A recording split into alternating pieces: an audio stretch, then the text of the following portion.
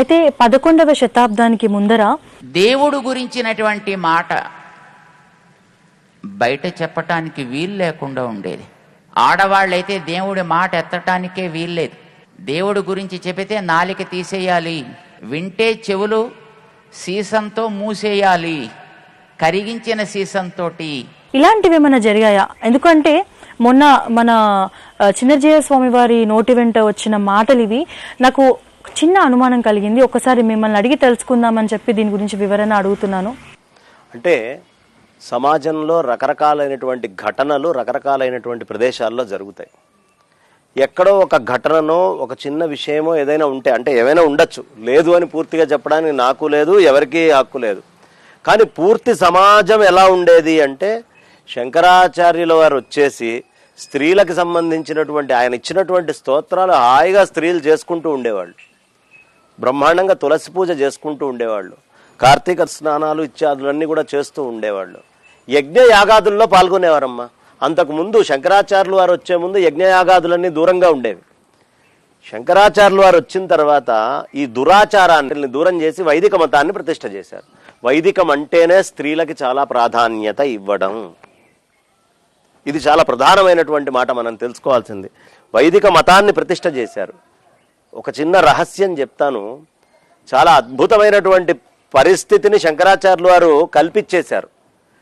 దీనికి రామానుజుల వారి చరిత్రలో ఒక విషయం చెప్పుకోవాలి మనం. రామానుజాచార్యుల వారి తల్లిదండ్రులు కాంతిమతీదేవి తల్లి, కేశవ సోమయాజి అనేటటువంటి ఆయన తండ్రి. సోమయాజి అనే పదం ఎప్పుడు వస్తుంది తెలుసా అమ్మా? ఆ ఇంట్లో సోమయజ్ఞాలు చేస్తే సోమయాజి అనే పేరు వస్తుంది. సోమయజ్ఞం చేయాలి అంటే ఆయన కూర్చొని ఉండగా ఆయన భార్య సోమిదేవమ్మగా కూర్చోవాలి ఎవరో ఒకళ్ళు. అంటే భార్య కూర్చోవాలి. మిగతా అప్పుడు ఎప్పుడు వేదమంత్రాలు చదవరు, కానీ వేదమంత్రాలు ఆడవాళ్ళు చదివేటటువంటిది సోమిదేవమ్మగా సోమయజ్ఞంలో కూర్చున్నప్పుడు చదువుతారు. సోమయజ్ఞం చేస్తేనేగా సోమయాజి అనే పేరు వచ్చేది. కాబట్టి సోమయజ్ఞాలు అంటే వేదయజ్ఞాలని చేసినటువంటి కుటుంబం అది. మామూలు కుటుంబం కాదు. రామానుజాచార్యుల వారిది విశేషమైన కుటుంబం. రామానుజాచార్యుల వారు పుట్టడం కోసము ఇప్పుడు మనకి చెన్నై ట్రిప్లికేన్ తెలుసు కదమ్మా. ట్రిప్లికేన్లో పార్థసారథి గుడి ఉంది. ఆ పార్థసారథి క్షేత్రంలో పుత్రకామేష్టి యాగం చేశారు దంపతులు ఇద్దరూ కలిసి. పుత్రకామేష్టి యాగం చేయటము, యాగంలో కూర్చోవడం అంటే స్త్రీలకు స్వాతంత్ర్యం ఉందనే కదా. స్త్రీలకు స్వాతంత్ర్యం లేకపోతే యాగంలో ఎలా కూర్చుంటారు? అంతటి రామానుజుల వారు రావడానికి కారణం పుత్రకామేష్టి యాగం చేయటం, భార్యా సమేతుడై చేయటం. ఇందులో విశేషం ఏమిటంటే అది చెయ్యగలగడానికి కారణం నాస్తికత్వం నుంచి శంకరాచార్యుల వారు పూర్తిగా వైదిక మత ప్రతిష్టని చేయటం. ఆయన వైదిక మతాన్ని పెట్టారు కాబట్టే పుత్రకామేష్టి యాగం అయింది. కాబట్టి ఎక్కడైనా ఒకటి రెండు ఘటనలు పుస్తకాల్లో దొరకచ్చు, కానీ రామానుజుల వారి చరిత్రలో మనకు దొరుకుతోంది. అద్భుతమైనటువంటి ఘట్టం ఇది. స్త్రీలకి చాలా ప్రాధాన్యత ఉంది. అప్పటికే స్త్రీలు యజ్ఞయాగాదుల్లో కూర్చుండేవాళ్ళు. అంతకంటే ఇంకేం కావాలి? యజ్ఞంలో స్త్రీ లేకపోతే యజ్ఞం లేదు. 300 ఏళ్ళు యజ్ఞం ఎవరు చేయకపోతే అసలు యజ్ఞానికి సంబంధించిన విద్య పోతుంది కదా. కాబట్టి యజ్ఞయాగాదులు ఉన్నాయి, జరుగుతున్నాయి. ఆ విద్య కాపాడబడుతూ వస్తోంది. ఆ విద్యను ఆచరించినటువంటి కుటుంబాలు కూడా ఉన్నాయి. ఇంకొక రహస్యం ఏమిటి అంటే, రామానుజుల వారి జీవితంలోనే ఒక విశేషమైన ఘట్టం ఉంది. ఆయన శ్రీరంగం మీద వేరే వాళ్ళ దగ్గర నుంచి పెత్తనం తీసుకొని ఈయన పెత్తనం నడిపిస్తున్నారనే బాధ కొంతమందికి కలిగి ఎలా అయినా సరే రామానుజాచార్యుల వారిని చంపేయాలి అనే ఉద్దేశానికి వచ్చారు. తీర్థంలో విషం కలిపారు. ఆయనకి ఏం కాలేదు, దాని నుంచి తప్పించుకున్నారు. ఇలా కాదు అని ఒక ఆయన ఏం చేశాడయ్యా అంటే, తన భార్యతోటి బాగా విషము కలిపినటువంటి ఆహారాన్ని రామానుజుల వారు భిక్షాటనకు వచ్చినప్పుడు ఆయనకి పెట్టు, ఏ విధమైనటువంటి ఏడుపు, బాధ, కష్టము నీలోంచి కనిపించకూడదు, అలా పెట్టు. ఎందుకంటే బలవంతంగా శ్రీరంగము యొక్క క్షేత్ర అధికారాన్ని మన దగ్గర నుంచి గుంజుకున్నారు కాబట్టి, ఈ ఒక యుక్తి పన్ని గుంజుకున్నారు కాబట్టి అనే బాధలో ఆయన చెప్పాడు భార్యకి. ఆ భార్య ఎవరైనా చూస్తూ ఓ యతి రూపంలో ఉండేటువంటి వాళ్ళకి చేతుల మీదుగా విషం తీసుకెళ్ళి చంపాలంటే బాధే కదా. ఆవిడ చాలా బాధపడ్డది. ఆవిడకి రామానుజులంటే చాలా ఇష్టం. వెంటనే ఆయన రాగానే అలా అన్నం ఇచ్చి ఈ బాధలు ఇవేమి చూపించకుండా ఓ నమస్కారం చేసింది ఆవిడ. నమస్కారం చేయంగానే ఆయనకు అర్థం కాల. యతికి భిక్ష ఇచ్చిన తర్వాత భోజనము పూర్తయిన దాకా నమస్కారాలు చేయకూడదు.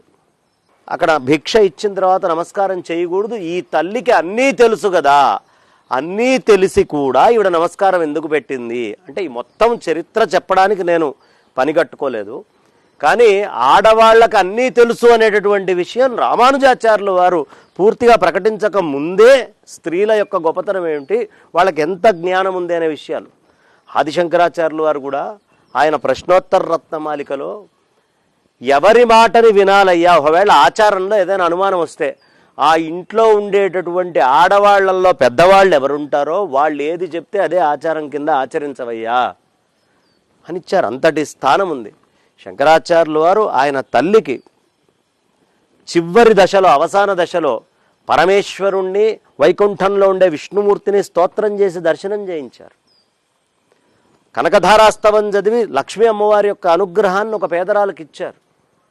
కాబట్టి స్త్రీలకి చెవుల్లో సీసం పోయటం, నాలుకలు కత్తిరించడం, భగవన్నామని చెప్తే అనేటటువంటి ఘటనలు ఎక్కడైనా ఉంటే ఉండుండొచ్చేమో కానీ సమాజంలో మొత్తం అంతా అట్లాంటి స్థితి ఏమీ వ్యాప్తి చెందలేదు. ఎందుకంటే శంకరులు అప్పటికే అనేక స్తోత్రాలనిచ్చి అందరూ స్తోత్రపాఠం చేసుకోగలిగేటువంటి స్థాయిలో భగవన్ నామాన్ని శంకరాచార్యుల వారు ఎన్ని రకాలుగా ఇచ్చారయ్యా అంటే హరిమీఢే స్తోత్రం, అచ్యుతాష్టకం, జగన్నాథాష్టకం, లక్ష్మీ నృసింహస్వామి వారికి సంబంధించినటువంటి అష్టకాలు, రామ భుజంగ ప్రయాత స్తోత్రాలు, ఇలా అనేకం ఇటు విష్ణుమూర్తికి, అటు పరమేశ్వరుడికి, ఇటు గణపతికి, అటు సూర్యనారాయణమూర్తికి, అదేవిధంగా సుబ్రహ్మణ్య స్వామి వారికి, అందరికీ అమ్మవారికి, అందరి దేవతలకి యోగ్యంగా చాలా స్తోత్రాలు చెప్పారు. అది ప్రచురణలో ఉన్నాయి, అందరు చెప్పుకుండేటటువంటివే. కాబట్టి అంత దారుణమైన పరిస్థితుల్లో ఉంది అని నేను అనుకోను. లేకపోతే ఉన్నట్టుండి పుట్టుకొని రాదుగా, ఇన్ని స్తోత్రాలు ఉన్నాయి అంటే ఉండాలి కదా ఒకటి. తర్వాత స్త్రీలకి చాలా అత్యున్నతమైనటువంటి స్థితే వైదిక ధర్మం ఎప్పుడూ ఇచ్చింది. వైదిక ధర్మాన్ని ఆచరించేటటువంటి వాళ్ళందరూ స్త్రీలకి ఆ మాతృస్వరూపంగా భావించి నమస్కరించటం. అప్పటికే అమ్మవారి పూజలు చాలా విశేషంగా చేసేటటువంటి శాక్తేయంలో చిన్న పిల్లని కూడా తీసుకొచ్చి కుమారి పూజ చేసి పాదాలకు నమస్కరించేటటువంటి సంస్కృతి ఉంది. కాబట్టి ప్రత్యేకంగా ఏదో స్త్రీలని ఇది అనేది కూడా అంత సమాజంలో ఉంది అని అనుకోవడానికి యోగ్యంగా లేదు. దీనికి యోగ్యమైనవి అనేకం మనకు కనిపిస్తున్నాయి. రుద్రమదేవి చక్కగా ఏలింది రాజ్యాలని, చాలామంది ఉన్నారు. కాబట్టి స్త్రీలకి చాలా ఉన్నతమైన పీఠము ఎప్పుడు సనాతన ధర్మం వేసింది.